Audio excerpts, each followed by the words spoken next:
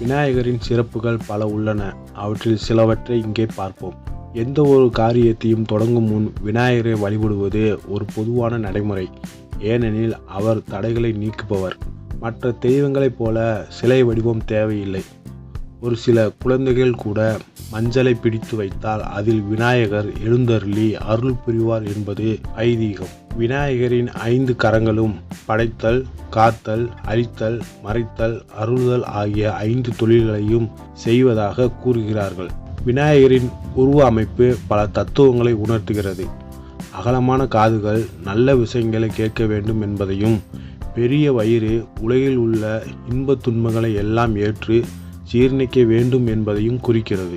விநாயகருக்கு அருகம்புல் மிகவும் விருப்பமானது. அருகம்புல் கொண்டு அவரை வழிபட்டால் பிறவி பிணி நீங்கி இன்பம் பெருகும் என்பதும் ஐதீகம். விநாயகரின் உடலில் நவக்கிரகங்கள் அடங்கியிருப்பதாக சொல்லப்படுகிறது.